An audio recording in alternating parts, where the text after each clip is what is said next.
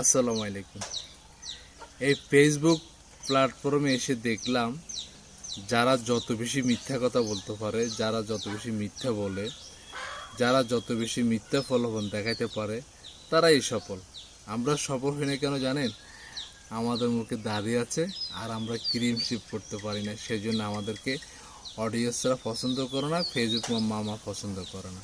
নাই তো এত সুন্দর করে ছন্দ ভিডিও, সামাজিক শালীন ভিডিও বানায়, ভাইরাল হয় না। কিন্তু যারা উল্টাপাল্টা ভিডিও করে, অশালীন ভিডিও বানায়, তাদেরগুলো ভাইরাল হয়। তবে ভাইরাল হই বা না হই, আমাদের সমাজ আছে, আত্মীয় স্বজন আছে, পরিবার আছে, কখনো সম্ভব না অশালীন ভিডিও বানানো।